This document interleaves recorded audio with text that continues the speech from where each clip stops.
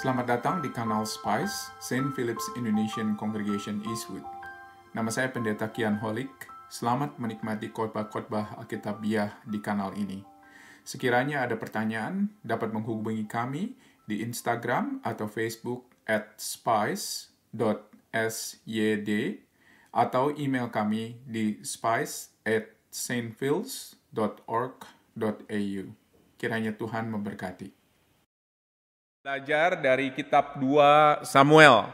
Dan saya yakin kita sudah banyak yang kita pelajari. Kita juga akan ada sesi tanya jawab nanti setelah ini, karena kita mencoba untuk mengerti kira-kira firman Tuhan itu apa, dan juga mencoba untuk berinteraksi dengan firman Tuhan. Dan khususnya kita akan mencoba berinteraksi dengan kebenaran yang ada di dalam firman Tuhan ini. Nah, setelah kurang lebih dari 3 minggu kita akan belajar, saudara-saudara, setelah ini karakter-karakter Alkitab, dan kita akan diskusi nanti jam 11. Jadi mulai minggu depan kita akan gabung dengan kebaktian bahasa Inggris selama 3 minggu, dan kemudian kita akan jam 11 ada di sini untuk mendiskusikan mengenai khotbahnya. Oleh karena itu saya undang kepada saudara-saudara untuk tetap datang di ibadah ini, walaupun kita harus gabung dulu dengan jam 9.30 dengan kebaktian bahasa Inggris, saudara-saudara. Saudara-saudara yang dikasih oleh Tuhan, kalau misalnya saudara nonton film seri contohnya, atau nonton film di bioskop, atau nonton film di sinema, saudara-saudara, atau mungkin nonton di Netflix sekarang ini, saudara pasti kepingin tahu bukan, film seri yang saudara nonton akhirnya seperti apa? Ya, kalau misalnya saudara-saudara nonton film seri dan kita tahu akhirnya itu sedih, mungkin kita akan pikir-pikir, saudara-saudara, kita mau nonton atau tidak film seri itu, bukan? Mungkin kalau misalnya saudara suka film action, ya, seperti saya suka film action, saudara-saudara, biasanya saudara-saudara bintang dari film action itu nggak mati terakhirnya. Walaupun dia setengah mati, tetapi pada akhirnya dia nggak mati, saudara-saudara. Karena apa? Karena dia keluar sebagai pahlawan, dan dia keluar sebagai orang yang sudah dibabak belur, dipukul, ditembak, dan lain sebagainya, tetapi dia tidak mati, saudara-saudara. Salah satu tokoh dari zaman saya, film yang saya suka, saudara-saudara, film action itu adalah Arnold Schwarzenegger, saudara-saudara. Kalau saudara tahu dia, sekarang sudah tua. Di dalam filmnya Terminator, siapa yang pernah nonton Terminator? Jujur? Oh ya, bagus, saudara-saudara. Jadi tahu, ada perkataan daripada si jagoan ini, yaitu see you later baby, basically, itu kata-katanya. Dengan bahasa Spanish, saudara-saudara, dia katakan hasta la vista baby. Itu selalu menjadi kata-katanya, saudara-saudara, sambil dia menghukum musuhnya. Dan pada akhirnya biasanya kata-kata itu, saudara-saudara, menjadi kata-kata kemenangan daripada si Arnold ini, saudara-saudara. Saya nggak tahu ilustrasinya nyambung atau enggak buat generasi yang lebih muda. Mudah-mudahan nyambung, tetapi saya yakin dan percaya saudara punya karakter atau punya contoh tertentu di dalam kehidupan saudara. Nah, mungkin yang sedikit lebih personal, saudara-saudara, di dalam kehidupan kita. Mungkin seperti apa kehidupan yang saya dambakan mungkin. Ketika saya datang ke Australia, saya dambakan untuk mungkin tinggal di sini karena ini tempat yang nyaman, tempat yang aman, tempat yang tentram, tempat yang sehat mungkin dengan makanan teratur, dan hidup mungkin sampai tua di Australia, saudara-saudara, dan bisa bayangkan saudara sudah nanti 70 tahun atau 80 tahun mungkin tinggal di pedesaan, tinggal di farm, sambil jam 10 kurang lebih 10.30, jam 11 mungkin minum teh atau minum kopi, saudara-saudara. Apa itu harapan saudara? Apa itu harapan saudara? Nah, menarik sekali, kitab 2 Samuel mengakhiri cerita mengenai Raja Daud dengan cara yang unik sekali. Karena kalau kita lihat, catatan daripada Raja Daud itu terus ditulis pada kitab 1 dan 2 Raja-Raja. Dan kitab 1 dan 2 Raja-Raja, saudara-saudara, itu mencatat kehidupan daripada Raja-Raja Israel termasuk kehidupan Raja Daud. Termasuk kehidupan Raja Daud. Dan di 1 Raja-Raja, akhir daripada kehidupan Raja Daud ini dicatat di dalam hari tuanya.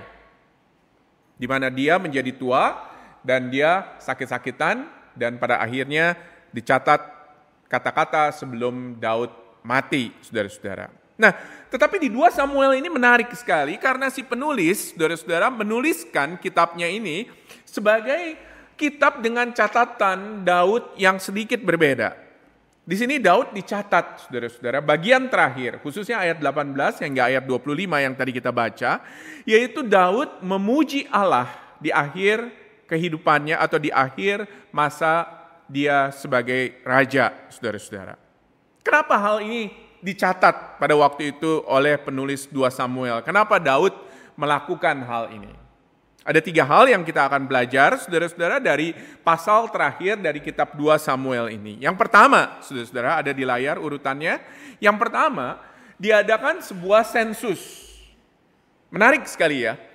Seperti yang tadi kita baca, Daud memerintahkan sebuah sensus.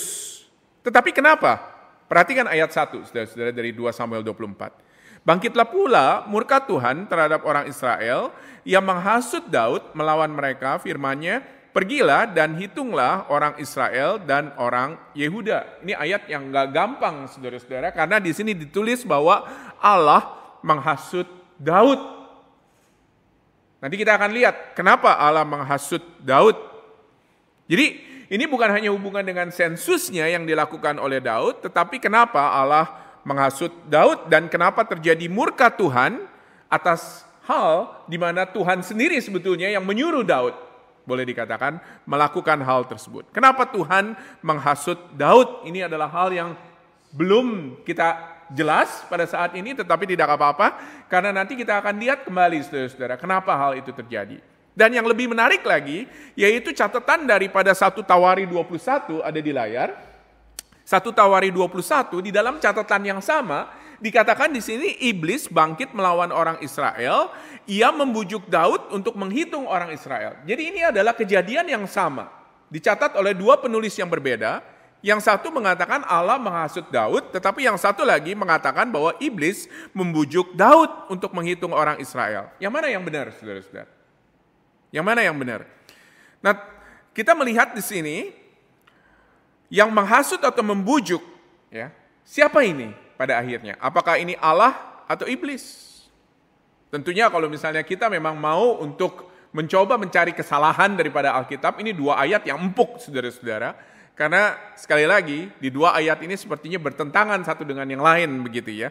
Tetapi di dalam konsep teologi Alkitab yang benar, saudara-saudara, kita melihat di sini bahwa Allah adalah Allah yang berkuasa. Allah adalah Allah yang berkuasa. Seperti contohnya di dalam cerita, di dalam Alkitab mengenai Ayub. Allah bisa, saudara-saudara, di dalam kemahakuasaannya menyuruh iblis untuk mencobai Ayub. Dan ini terjadi. Dan ini terjadi di dalam Alkitab. Dan kita melihat di sini bagaimana Allah marah pada waktu itu atas apa yang Daud lakukan, dan dia mencobai Daud dengan menghasut atau membujuk Daud untuk melakukan sensus untuk berbuat dosa. Kita lihat di dalam beberapa ayat berikutnya bahwa sensus itu dianggap oleh Allah sebagai dosa dan juga dianggap oleh Daud. Tetapi sekali lagi, buat apa Allah menghasut Daud untuk melakukan sensus? Ingat bahwa Daud ada di dalam akhir hidupnya. Ini di sini, ini semuanya saudara-saudara ialah karena apa? Karena sukses daripada Daud, karena keberhasilan daripada Daud, karena kemenangan daripada Daud atas musuh, dan tentunya saudara-saudara, kalau misalnya saudara pernah ada di dalam posisi Daud, di mana saudara sukses, menang, mungkin biasanya kalau misalnya mahasiswa itu di akhir hari di mana mereka itu pada akhirnya graduate, pakai toga dan lain sebagainya, rasanya menang sekali ya saudara-saudara ya, atas semua yang saudara hadapi selama 4 tahun atau selama 5 tahun ada di university. Saudara-saudara, Daud pada waktu itu seperti itu. Jadi dia boleh dikatakan ada di dalam masa tuanya dan dia merasa menang, merasa puas, saudara-saudara. Dan pada waktu itu ada suara yang datang di telinganya mungkin dengan mengatakan bahwa Daud, ini semua terjadi karena kamu strategis loh orangnya. Daud, ini semua terjadi karena kamu bisa mengendalikan kerajaanmu. Daud, ini semua terjadi adalah karena kehebatanmu loh.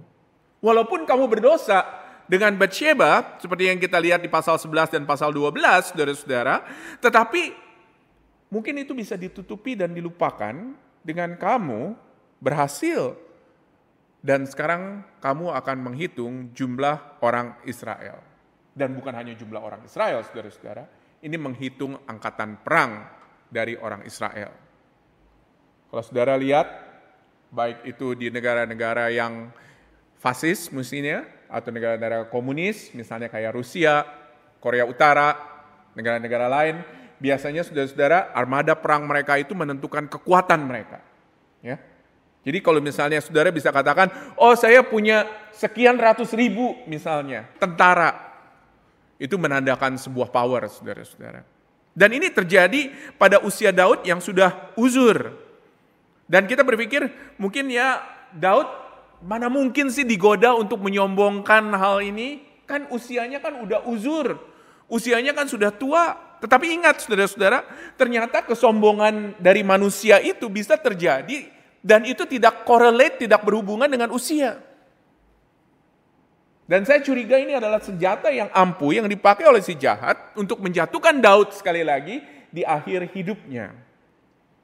Ayat 2. Lalu berkatalah raja kepada Yoab dan kepada panglima tentara dan yang bersama-sama dengan dia, jelajahilah segenap suku Israel dari Dan sampai Beersheba, adakanlah pendaftaran di antara rakyat supaya aku tahu jumlah mereka. Ya. Dia menyuruh Yoab untuk melakukan sensus. Tetapi Yoab punya akal sehat, ayat 3. Lalu berkatalah Yoab kepada raja, kiranya Tuhan Allahmu menambahi rakyat 100 kali lipat daripada yang ada sekarang, dan semoga mata tuanku raja sendiri melihatnya, tetapi mengapa tuanku raja menghendaki hal ini? Mungkin Yoab pada waktu itu punya alasan yang strategis, mungkin juga punya alasan yang sifatnya pribadi atau politis, saudara-saudara kita nggak tahu, tetapi dia cukup strategis sebagai panglima perang.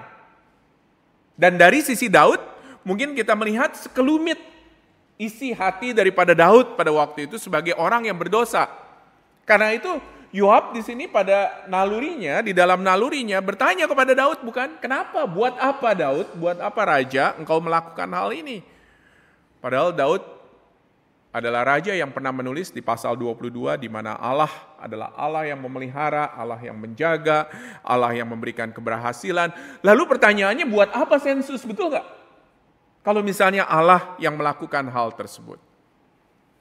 Tetapi Yoab adalah abdi raja dan dia melakukan seperti apa yang dikatakan oleh raja. Oleh karena itu ayat 4, namun titah raja itu terpaksa diikuti oleh Yoab, oleh para panglima tentara, maka pergilah Yoab dan panglima-panglima tentara itu atas perintah raja dan mengadakan pendaftaran di antara bangsa Israel. Mereka mengadakan sensus pada waktu itu. Dan hasilnya apa? Ada di ayat yang ke-9.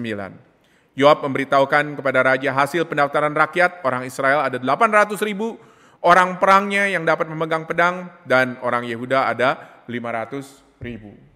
Banyak, saudara-saudara. Ini hanya angkatan perangnya saja loh.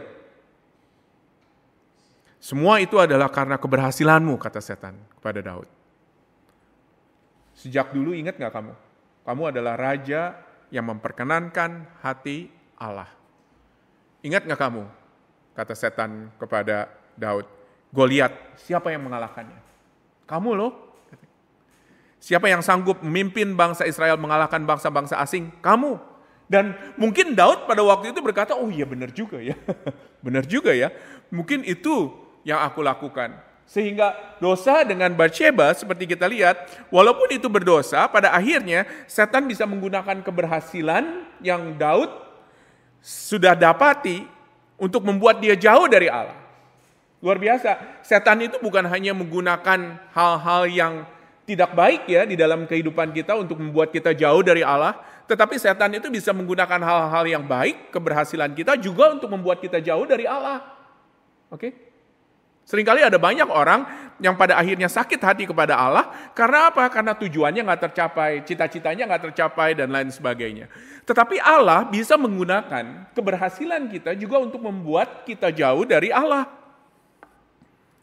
Tetapi Daud di dalam kemahakuasaan Allah sadar bahwa itu bukan karena hebatnya. Itu bukan karena keberhasilannya. Dan dalam kegagalannya Allah mengampuni dan membawa dia keluar dari lubang yang dalam dan Allah memberikan semuanya padanya. Perhatikan ayat 10. Tetapi berdebar-debarlah hati Daud setelah ia menghitung rakyat, lalu berkatalah Daud kepada Tuhan, aku telah sangat berdosa dengan melakukan hal ini, yaitu sensus tersebut. Maka sekarang Tuhan, jauhkanlah kiranya kesalahan hamba-Mu ini, sebab perbuatanku itu sangat bodoh. Dia sadar kalau misalnya setan itu menggodanya dan dengan cepat dia mengakui kesalahannya atas semua dosa-dosa yang dia lakukan, dan ini dilakukan sebelum ada nabi yang datang. Perhatikan ayat 11, ada nabi yang datang, betul nggak? Ada seorang pelihat dikatakan yang datang. Dan ini luar biasa. Kita melihat bagaimana Daud sekarang berubah, saudara-saudara. Daud begitu cepat mengetahui bahwa di dalam dirinya ada dosa. Dan dia langsung datang kepada Allah.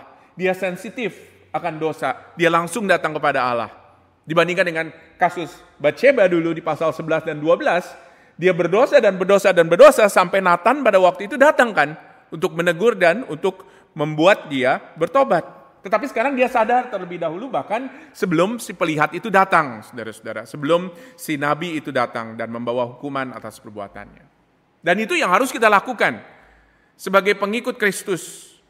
Sebagai salah satu point of application kita di sini, saudara-saudara. Yaitu bagaimana kita semakin menjadi murid Kristus, semakin kita berjalan bersama dengan Kristus, kita harus semakin peka terhadap dosa. Kita harus sadar bahwa hal ini tidak benar dan kita harus datang bertobat sebelum kita menunggu hukuman. Boleh dikatakan dari Allah. Kita nggak perlu tunggu sampai hari penghakiman nanti. Tetapi kita harus cepat datang kepada Allah. Dan cepat datang untuk bertobat. Kita harus sensitif, saudara-saudara, terhadap dosa. Seperti orang kerja di bank ya. Untuk mengetahui uang palsu dengan uang asli, bagaimana caranya, saudara-saudara? Dia mencoba untuk belajar, bukan hanya memegang uang asli, tetapi untuk memegang uang palsu, saudara-saudara. Dan ketika pada waktu itu uang palsu ada, dia cepat tanggap untuk mengakuinya. Dan dia cepat tanggap untuk datang dan untuk kasih tahu mungkin kepada supervisornya. Kalau misalnya ini ada uang palsu. Kita juga harus demikian. Kita harus cepat tanggap terhadap dosa. Kita harus cepat, saudara-saudara, untuk datang dan bertobat. Kita cepat untuk datang dan mengakui dosa-dosa kita. Itu yang pertama. Hukum, saudara-saudara, yang pertama itu adalah sensus. Yang kedua, itu ada hukuman, saudara-saudara. Jadi karena perbuatan ini melanggar Allah, melanggar apa yang Allah inginkan, ada hukuman. Perhatikan ayat 11. Setelah Daud bangun pada waktu pagi, datanglah firman Tuhan kepada Nabi Gad, pelihat Daud, demikian. Pergilah, katakanlah kepada Daud, beginilah firman Tuhan, 3 perkara kuhadapkan kepadamu, pilihlah salah satu daripadanya, maka aku akan melakukannya kepadamu. Kemudian datanglah Gad kepada Daud, memberitahukan kepadanya dengan berkata kepadanya, akan datangkah menimpa 3 tahun kelaparan di negerimu? Atau maukah engkau melarikan diri 3 bulan lamanya dari hadapan lawanmu, sedang mereka itu mengejar engkau? Atau akan adakah 3 hari penyakit sampar di negerimu? Maka sekarang pikirkanlah dan timbanglah. Jawab apa yang harus kusampaikan kepada yang mengutus aku. Wah, ini gak gampang ya saudara-saudara ya. Hukuman ini adalah hukuman. Saya gak pernah lihat di dalam Alkitab di mana hukuman itu diberikan pilihan begitu loh kepada orang yang menerima hukuman itu. Tetapi ini ada 3 pilihan dari segi waktu. Rentang waktu yang berkisar dari yang panjang, medium, dan short, saudara-saudara. Tetapi ini yang jauh lebih susah karena yang pendek ternyata lebih intens dibandingkan dengan yang panjang kalau saudara lihat di sini. Jadi nomor 1 dan nomor 3 pilihannya itu berasal dari Allah. Nomor 2 manusia. Dan kita melihat kenapa Daud memilih pada akhirnya yang dari Allah dan yang singkat. Kenapa saudara-saudara? Karena dia tahu bahwa Allah itu adalah Allah yang dia sembah dan Allah adalah Allah yang menyayangi orang Israel. Ulangan 4 ayat 31 ada di layar, saudara-saudara. Daud ingat akan hal ini. Dia tahu kalau misalnya Allah adalah Allah yang menyayangi orang Israel dan tidak akan memusnahkan, meninggalkan orang Israel. Menarik sekali di sini karena Allah memberikan pilihan, saudara-saudara, kepada Daud. Penyakit sampar di sini mengingatkan orang Israel akan apa? Akan kitab Keluaran, salah satu tulah sebelum mereka keluar dari Mesir, saudara-saudara, sesuatu yang sadis, penyakit menular, mungkin mirip seperti COVID, saudara-saudara, sehingga banyak yang berhubungan dengannya pada akhirnya mati. Yang mana yang kau pilih, Daud? Kata Allah.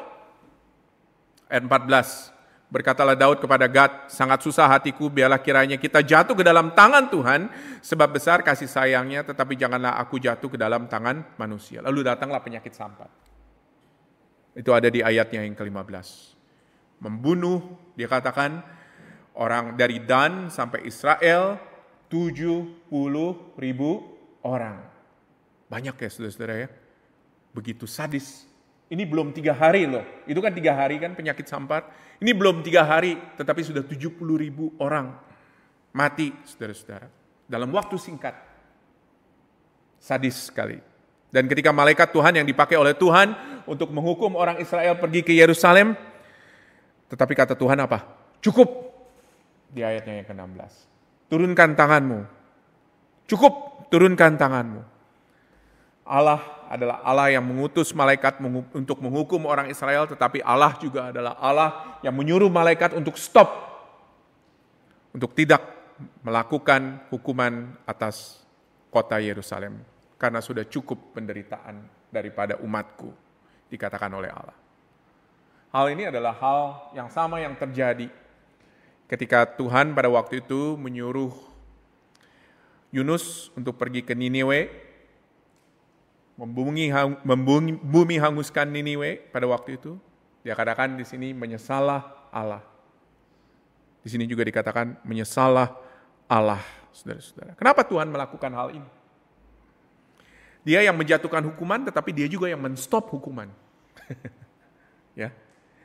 Dalam kegeraman dan kemarahannya, dia mengingat belas kasihan bagi manusia. Saudara, luar biasa ya. Kitab Mazmur mencatat di Mazmur 103 ayat 8, dia katakan Tuhan adalah penyayang dan pengasih, panjang sabar dan berlimpah kasih setia. Dia adalah Allah yang begitu panjang sabar. Dia mengingat kasih setianya, saudara-saudara. Dia memberikan hukuman, tetapi dia juga men-stop hukuman karena dia adalah Allah. Logika sepertinya nggak logis, tetapi inilah dia Allah. Untuk dia membuktikan dirinya sebagai Allah, dia melakukan hal ini, saudara-saudara.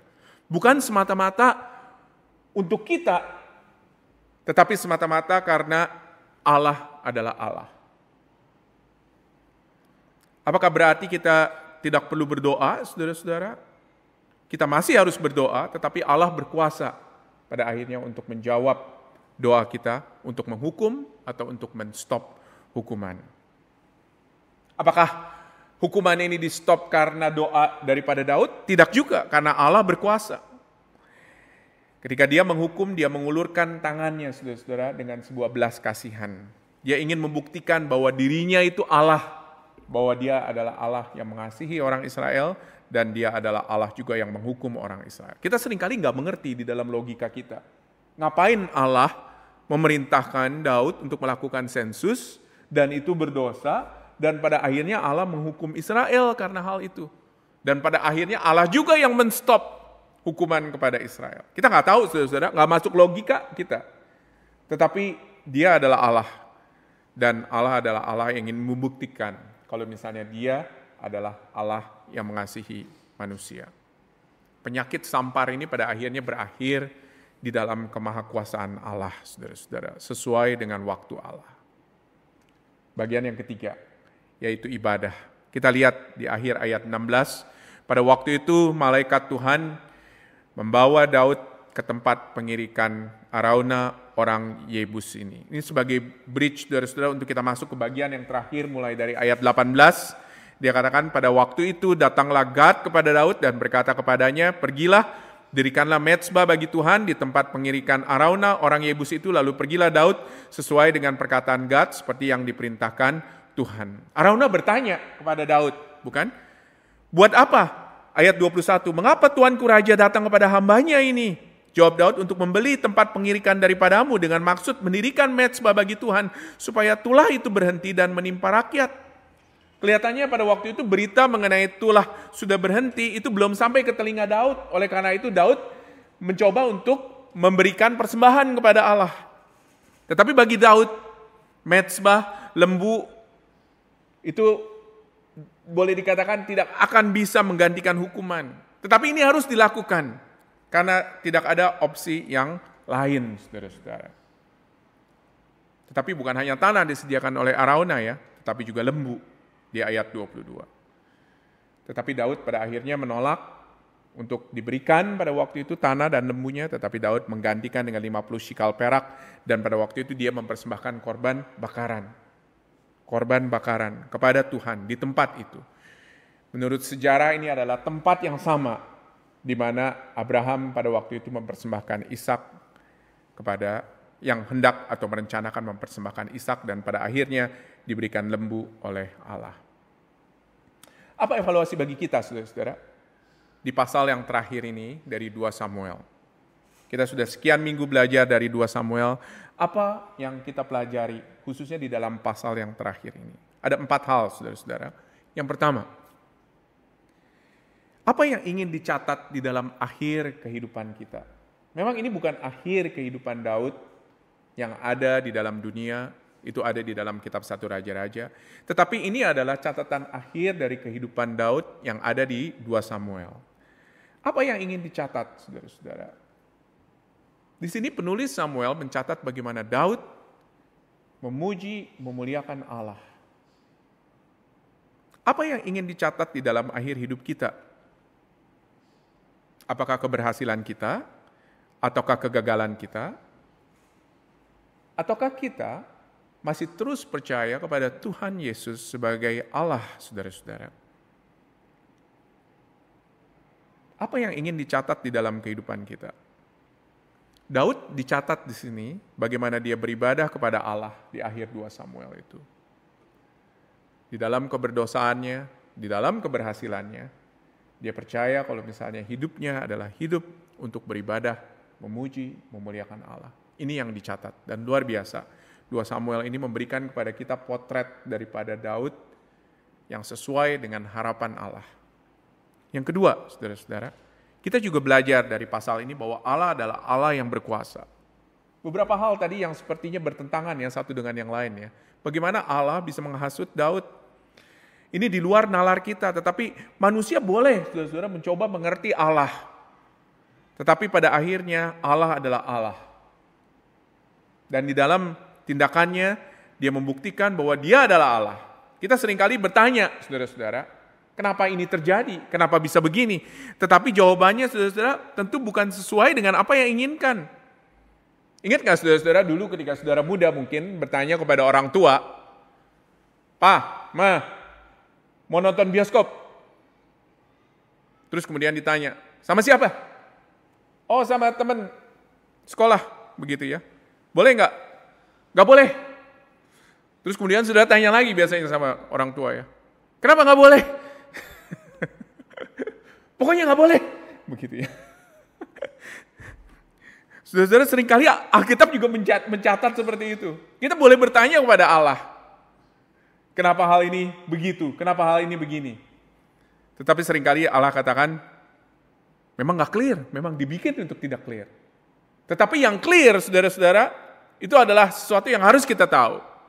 Jangan yang tidak clear membuat kita pada akhirnya ragu, tetapi yang clear justru membuat kita pada akhirnya yakin akan apa yang kita percayai, saudara-saudara. Puji Tuhan, kalau di dalam Alkitab hanya sedikit catatan yang tidak clear, yang lain semuanya clear. Keselamatan di dalam Yesus Kristus itu jelas, saudara-saudara. Ada banyak hal yang gak clear, tetapi jangan hal yang tidak clear itu membuat kita pada akhirnya meragukan Alkitab. Karena Alkitab sudah pasti di dalam berita keselamatan di dalam Tuhan Yesus Kristus. Pelajaran yang ketiga, yaitu bagaimana kita sensitif terhadap dosa. Kita lihat di sini bagaimana Daud sensitif terhadap dosa, saudara-saudara. Alkitab mencatat bagaimana Daud berubah di dalam kehidupannya. Ya. Dulu ketika kasus dengan Batsheba, dia tidak peduli dengan apa yang dikatakan oleh Allah atau apa yang dikatakan oleh hati nuraninya. Tetapi sekarang ketika hati nuraninya berkata no, dia pada waktu itu merespon dengan mengikutinya. Dengan mengakui dosa-dosanya di hadapan Allah. Perhatikan saudara-saudara, bagaimana Daud menjadi sensitif. Dia sensitif terhadap dosa. Kita nggak akan lepas dari dosa, tetapi masalahnya ialah bagaimana kita sensitif. Kalau misalnya dosa itu adalah dosa, itu melanggar Allah. Dan kita datang langsung kepada Allah dan mengakui dosa-dosa kita.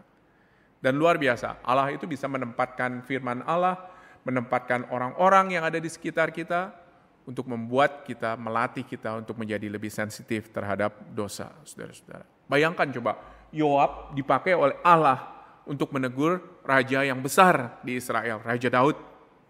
Tetapi Allah bisa menggunakan semuanya itu. Yang keempat, yang terakhir, yaitu bagaimana setiap perbuatan dosa ada hukuman. Kita lihat di sini, saudara-saudara, apa yang dilakukan oleh Daud. Dia berdosa kepada Allah dan dia tahu, saudara-saudara, kalau misalnya dia harus mengorbankan sesuatu. Pengorbanannya itu nggak membuat hukuman itu stop ya, pertama-tama. Tetapi hukuman itu kalau kita lihat sudah stop dulu, baru Daud melakukan korban atau memberikan korban, saudara-saudara.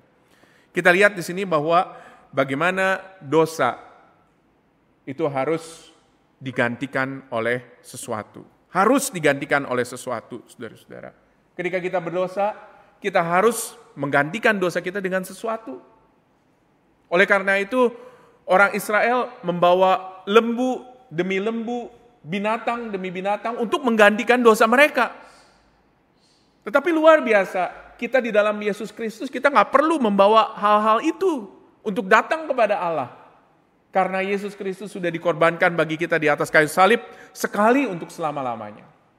Bagi dosa kita yang dulu, sekarang, dan yang akan datang.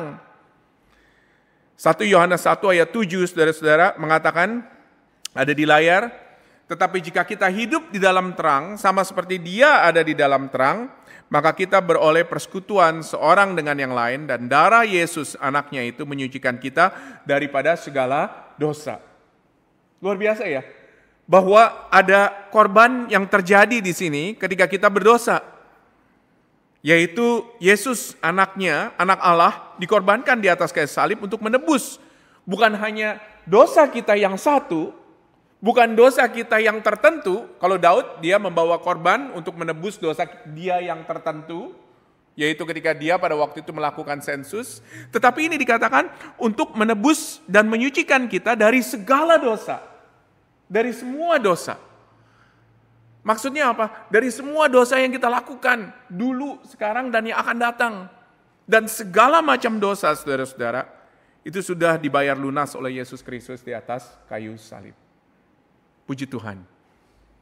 Kita boleh datang dengan confidence kepada Allah karena pengorbanan yang dilakukan oleh Yesus Kristus bagi kita sebagai anak domba Allah. Saya harap 2 Samuel bisa memberikan kepada kita teguran, ajaran, untuk kita semakin hari, semakin tahu kalau misalnya Allah adalah Allah yang berkuasa dalam hidup kita, dan Dia adalah Allah yang telah mengirim Yesus Kristus untuk datang dan menyelamatkan kita. Puji Tuhan, saudara-saudara. Mari kita berdoa.